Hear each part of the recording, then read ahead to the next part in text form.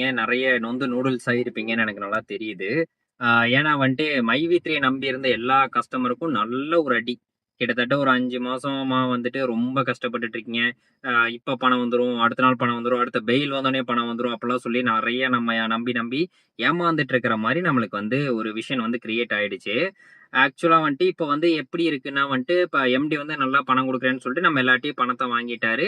அதுக்கப்புறம் பணம் தராம ஸ்டேஷன்ல போய் உட்காந்துட்டாரு. அதையும் நெறைய பேர் என்ன சொல்றாங்க அப்படின்னா வந்துட்டு, நெறைய யூடியூப் எல்லாம் பார்த்தேன். அவங்க எப்படி சொல்றாங்கன்னா, எம்டியோட பிளான் தான் இது. அவரு வந்து உள்ள போய் உட்காந்துட்டாருன்னா, மக்களால எதுவும் பண்ண முடியாது. அப்ப கேஸ் தான் நடந்துட்டு இருக்குன்னு சொல்லிட்டு எல்லாரும் வெயிட் பண்ணிட்டே இருப்போம் கடைசி வரைக்கும்.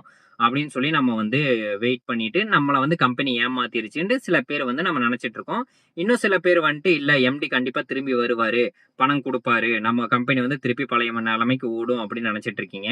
சோ வந்து நான் தெளிவா ஒரு விஷயத்த சொல்லிடுறேன். ஆக்சுவலா கம்பெனி வந்து உங்க யாரையும் ஏமாத்தல. நீங்க தான் வந்து கம்பெனிய ஏமாத்திட்டு இருக்கீங்க. ஓகேவா? என்னடா எல்லாரும் வந்துட்டு வேற மாரி சொல்றாங்க. நாங்க என்ன ஏமாத்துனோம் அப்படின்னு நீங்க கேட்டீங்கன்னா, ஆக்சுவலா உண்மையா பார்த்தோம்னா, நீங்க தான் மக்கள் தான் வந்து மைவி3 ஏமாத்திருச்சு. ஓகேவா? அது எப்படின்னு நான் வந்து சொல்றேன். ஆக்சுவலா மைவி3யோட பிளான் என்ன அப்படின்னு வந்து பார்த்தீங்கன்னா, ஒரு டிபார்ட்மெண்ட் ஸ்டோர் மாரி கான்செப்ட் வச்சுக்கோங்களேன். ஆ ஒரு டிபார்ட்மெண்ட் ஸ்டோர்காரங்க வந்து இந்த மாரி ஒரு ஓப்பன் பண்ணி வச்சுட்டு, இப்போ ஒரு ஹப் மாரி ஓப்பன் பண்ணி வச்சுட்டு, நெறைய ஒரு 1000கணக்கான ஸ்டோர் ஓப்பன் பண்ணி வச்சுட்டு, சொந்தமா ப்ராடக்ட்ட தயாரிச்சுட்டு மைவி3யோட கான்செப்ட் வந்து சொந்தமா ப்ராடக்ட்ட தயாரிச்சு எல்லாம் அவனோட ப்ராடக்ட். எங்க ப்ராடக்ட் நாங்களே தயாரிக்கிறோம், நாங்க விக்கிறோம். அத மக்கள் வாங்கி யூஸ் பண்ணுவாங்க. அது மூலியமா எங்களுக்கு ஒரு லாபம் இருக்கு. மக்களும் பயனடைவாங்க. நான் வந்து இப்போ அட்வர்டைஸ்மென்ட்க்கு வந்து இப்போ ஒரு ஹீரோ, ஹீரோயின்ஸ்லாம் கூட்டு வந்தேன்னா, அவங்களுக்கு கோடிக்கணக்கான சம்பளம் குடுக்கணும். ஒரு 1/2 மணி நேரத்துக்கு வீடியோக்கு வந்து நான் கோடிக்கணக்கான சம்பளம் குடுக்கணும். அதனால நான் என்ன பண்றேன்னா, அந்த கோடிக்கணக்கான பணத்த வந்து நான் வந்து மக்களுக்கு குடுக்குறேன். என் கடையில பொருள் வாங்குற என் மக்களுக்கு குடுக்குறேன்டா, அவங்களும் நல்லா இருக்கட்டும், நானும் நல்லா இருக்கிறேன். அவங்ககிட்ட ஒரு மந்திரம் இருக்கு. "வாழ வைத்து வாழ்" அப்படின்னு சொல்லிட்டு ஒரு கான்செப்ட் வந்து வச்சிருக்காங்க. அத் அந்த மாரி கான்செப்ட் வச்சு அவங்க போயிட்டு இருக்கும்போது, ஆக்சுவலா மக்கள் நம்ம என்ன பண்ணிட்டோம் அப்படின்னு வந்து பார்த்தீங்கன்னா, கம்பெனிய வந்து ஏமாத்திட்டோம். என்ன புதுசா சொல்றேன் அப்படின்றதுக்கு பார்த்தீங்கன்னா, நான் வந்து தெளிவா சொல்றேன். ஆக்சுவலா வந்து இந்த வீடியோவோட ஃபினிஷிங்ல நீங்க சொல்லுங்க. நான் சொன்ன விஷயம் கரெக்ட்டா இல்லையான்ட்டு. கம்பெனியோட பிளான் என்ன அப்படின்னு வந்து பார்த்தீங்கன்னா, அவங்ககிட்ட இருக்கிற ப்ராடக்ட்ட எல்லா மக்களும் யூஸ் பண்ணணும். மைவி3யோட ப்ராடக்ட் எல்லார் வீட்லயும் ஏ டூ இசட் எல்லாமே கிச்சன்ல இருந்து பாத்ரூம் வரைக்கும் மைவி3 ப்ராடக்ட் இருக்கணுங்கிறது தான் கம்பெனியோட பிளான். சரியா? ஆனா மக்கள் இது எப்படி மாத்திட்டீங்க அப்படின்னு வந்து பார்த்தீங்கன்னா, ஆட் பார்த்தா காசு வரும். நான் சொல்ற விஷயம் கொஞ்சம் கஷ்டமா தான் இருக்கும் ஏத்துக்க. ஆட் பார்த்தா பணம் வரும். 1,20,000 போடு. ஆட் பாரு. டெய்லி ரூ. 450 வரும். நீ வந்து எடுத்துட்டு நீ வந்து நல்லா உன் லைஃப் வந்து ரிச்சா வாழு அப்படின்னு சொல்லி முடிவு பண்ணிட்டு வாழ ஆரம்பிச்சிட்டீங்க.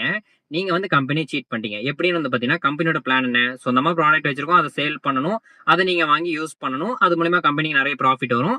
அதுலருந்து ஒரு பங்க வந்து உங்களுக்கு நாங்க குடுக்குறோம் அப்படின்னு சொல்லி தான் கம்பெனி பிளான். அதுக்கு கம்பெனி எப்படி அத புரமோஷன் பண்றாங்க அப்படின்னா வந்துட்டு, நீங்க ஒரு ரூ. 1,20,000 கட்டுறீங்க. அந்த ரூ. 1,20,000க்கு டெய்லி உங்களுக்கு ரூ. 450 வந்து பார்த்தீங்கன்னா, ஒரு 2 மணி நேரம், 2 1/2 மணி நேரம் நீங்க ஆட் பார்க்குற மாரி இருக்கும். அந்த 2 1/2 மணி நேரமும் வந்து நான் என்னோட கம்பெனியோட ப்ராடக்ட்ட தான் நான் உங்ககிட்ட வந்து திரும்ப திரும்ப காமிச்சிட்டு இருப்பேன். அப்போ ஆட்டோமேட்டிக்கா உங்களோட சப்கான்ஷியஸ் மைண்ட்ல என்ன ஃபிக்ஸ் ஆகும்னா, சரி இந்த மாரி சிங்க் அழுக்கா இருக்கு. சரி மைவித்ரோட ப்ராடக்ட்ட வாங்கி நம்ம இத வந்து கிளீன் பண்ணி பார்க்கலாம்.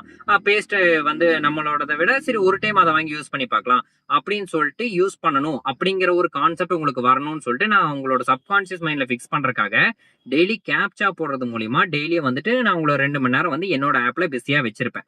அது மூலியமா நீங்க என்ன பண்ணுவீங்க? ஆட்டோமேட்டிக்கா என் ப்ராடக்ட்ட வாங்குவீங்க அப்படின்னு சொல்லி தான் என்னோட கான்செப்ட். அது மட்டும் இல்லாம நான் அடிஷனலா இன்னொரு கான்செப்ட் என்ன பண்றேன்னா, நீங்க வந்து என்ன பண்ணணும்? உங்களோட சொந்தக்காரங்க, உங்களோட ஃபிரெண்ட்ஸ் அவங்க எல்லாருக்கும் நீங்க வந்து ஷேர் பண்ணுங்க.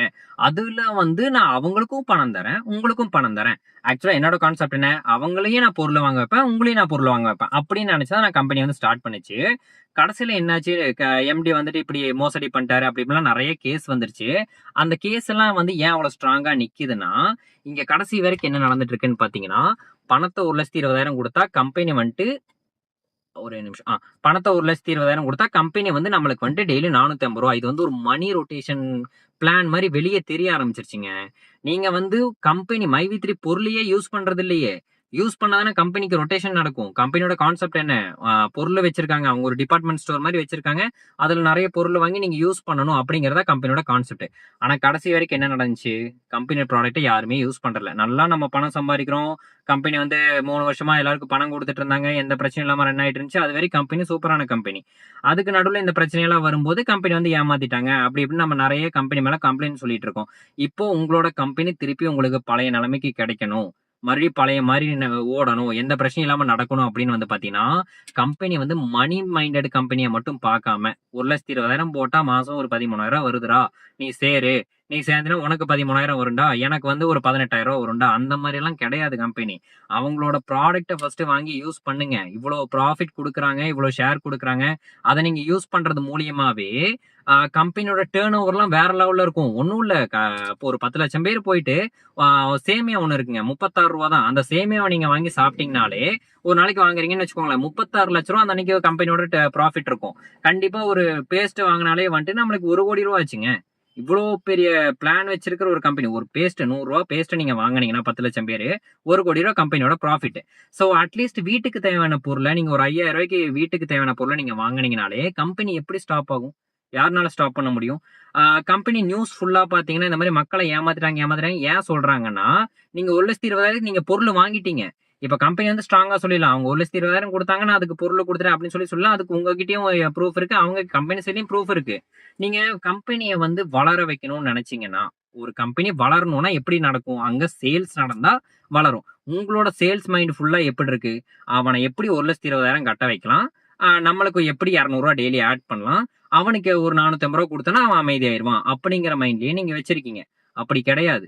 ஆ அந்த கம்பெனியோட ப்ராடக்ட்ட ப்ரமோஷன் பண்ணுங்க. அதாவது இந்த நீ வீட்ல யூஸ் பண்றியாடா சோப்பு? இத ஒரு டைம் இந்த குப்பைமேனி சோப்புலாம் இருக்கு. அத வாங்கி யூஸ் பண்ணி பாருடா. பேஸ்ட் யூஸ் பண்ணி பாருடா. ஒரு டைம் யூஸ் பண்ண சொல்லுங்க. நம்ம வந்து அவன ஃபோர்ஸும் பண்ண வேண்டாம். எதுவுமே பண்ண வேண்டாம். கம்பெனில உங்களுக்கு சம்பளம் தராங்க. அந்த மாரி நீங்க வந்து மைவித்ல என்ன வச்சிருக்காங்க? ஆ ரூ. 450 சோப்பு. மைவித்ரி மெம்பருக்கு சோப்புன்னு சொல்ட்டேன். Face pack. அது வந்து நம்மளுக்கு வந்து பாத்தீங்கன்னா ரூ. 360 தராங்க. இப்ப